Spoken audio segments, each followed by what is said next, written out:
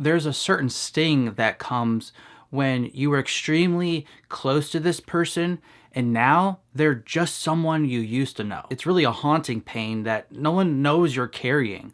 On the outside, you look fine, but on the inside, you're actually shattered. When you look at the old photos of your two smiling faces, you ask God, why did this happen to us? We had something special. Now we don't even know each other. I just don't understand, Lord. As a follower of Christ, how are you supposed to deal with this? How do we move on from someone who left us, betrayed us, ghosted us, or maybe just slowly faded away, and yet they still echo in our memories like a song on repeat? This is Luke's story, but if you're someone who lost a relationship and now that person's just someone you used to know, then this could be your story as well. Number one, God let them become just someone you used to know because the foundation you had was actually rooted in something temporal. 1 Corinthians 13:7, love bears all things, believes all things, hopes all things, endures all things. Luke met Emma at a campus Bible study at their Christian college.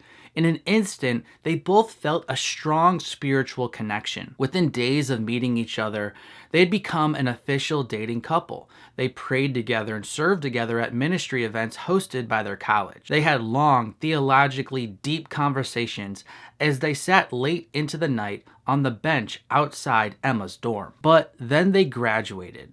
Emma moved back to Chicago, and Luke moved back to Jacksonville. The distance instantly divided them. Luke tried to keep pursuing Emma, but he could tell her new life was slowly pulling her away. In a matter of weeks, she grew distant. The texts became fewer, the replies shorter. Then one day she sent a final message. Hey, I think God is leading me in a different direction.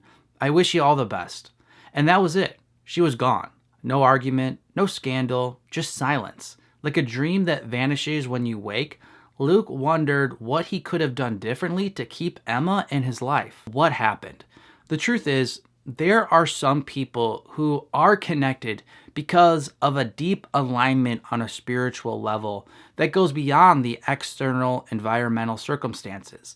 And then there are other bonds that are rooted in the moment. And as we all know, the moment never lasts. When that common link vanishes, then the relationship vanishes as well. In this story, Luke and Emma, the common bond was their college experience. When they were in that environment, they had something that connected them. But when they were no longer in college, they no longer had a common bond. As that experience ended, they ended. Thus, you won't really know if you're in a relationship that will last forever, or this person's just going to become someone you once knew in the past until it's tested outside of the common area where this relationship developed. So, to be specific, if you're in college, if you met someone on a missions trip, if you have a connection with someone at work, you're never going to really know if this is a deep connection that will last until the relationship is tested outside of those common bond environments. Number two, God lets someone become that person you just knew in the past, because there are people who are meant to be in your life forever, and there are other people who are meant to be in your life for a season. Ecclesiastes 3:1, for everything there is a season, and a time for every matter under heaven. Luke once believed Emma was a permanent character in his story, but God showed him she was just a chapter, not a main character that would be there at the end. Some people come in for a season because God uses them to spark something in us, to teach us something, to expose an old wound that needs healing, just to help us grow in some way that we wouldn't have been able to without this relationship experience. For Luke, Emma showed him something that was really important. For the longest time, he thought that he was called to singleness. But when he met her, there was a desire that was sparked. And now he realized he actually did want to be married. Even though he was realizing it wasn't going to be to Emma, she helped him realize that he did want to find the godly woman the Lord does probably have for him because he has this strong desire for marriage. So Luke realized that not every goodbye is just a rejection. Sometimes it's a redirection. It's like a relay race. Some people are meant to run with you for a stretch, hand you something valuable, and then pass the baton to the next runner. The race isn't over, it's just moved into a new phase. Number 3, the Lord may have allowed this person to become someone you just used to know if he's teaching you how to let go of people without bitterness. Ephesians 4:31, let all bitterness and wrath and anger and clamor and slander be put away from you, along with all malice. Luke replayed the memories with Emma like a playlist on repeat, just over and over. And he just started to grow bitter about it the more he thought. God began to speak to him in those quiet moments. Bitterness won't heal you, release will. One night while journaling, Luke felt prompted to write, Lord, she was never mine to own, only mine to honor while she was in my life. It wasn't an instant fix, but it was a step.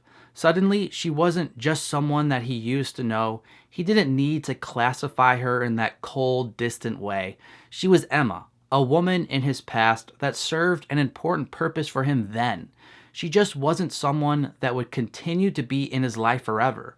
And slowly, Luke began to realize that this was okay. Releasing someone doesn't mean you need to pretend that there's no pain. It just means that you're giving the pain to God rather than just endlessly replaying it like that playlist on repeat. You have to let someone go if you want to keep the good God gave you through that season, rather than letting it all be stolen through bitterness and resentment. Number 4, God may have let that person become someone you just used to know, because you have to let go of the old to receive the new. Isaiah 43:19, behold, I am doing a new thing. Now it springs forth. Do you not perceive it?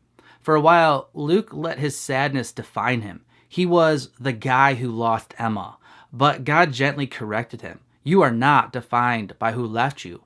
You're defined by your relationship with me. And I, the Lord, never leave. That truth began to take root. Luke picked up his guitar again. He started volunteering at the local house of prayer where he would lead worship nights sometimes. And he started spending time with older, wiser couples who could show him what healthy love really looked like. Then one evening, while walking out of a service, he heard someone behind him say, "Hey, you're Luke, right?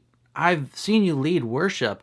Thank you for how you love God." Her name was Julia. Her voice was kind. She had a gentle spirit to her. And from that place of wholeness in Luke, something new was able to grow with Julia. And number 5, God let that person become someone you just used to know, because life is a journey. Philippians 3:13, brothers, I do not consider that I have made it my own, but one thing I do, forgetting what lies behind and straining forward to what lies ahead. Emma would always be someone that Luke used to know, but that didn't mean she was someone that he always would need back. He didn't have to always crave her to be in his life again. He realized that he could really move forward because life's a journey. When someone becomes just someone that you used to know, it can feel like a part of you disappears. But with Christ, loss is never the end of the story. He takes the fragments of what's broken and writes a better melody than we could ever compose on our own. So if you're still grieving a goodbye, hear this. Your value isn't in who left. Your healing isn't in going back. And your future is not on pause. God is still writing your story. Let him turn the page. Moving on doesn't mean deleting every memory or pretending they never mattered. It means choosing not to live there anymore. God has new mercies today, not just yesterday. And if you're a Christian single woman who wants to be pursued into marriage by a strong, godly man, my new book is for you. It's called Invite Him, 16 Rules from Ruth to Help Your Future Husband Find You.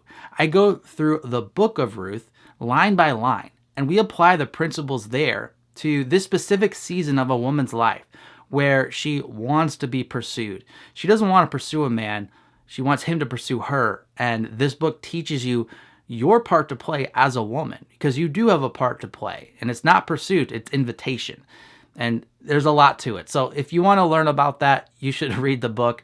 The other women who've read it thus far have been giving me really great feedback, so I think it'll be helpful to you as well. Click the link in the description of this video to learn more. I'm Mark from ApplyGodsWord.com. I'll see you next time. God bless.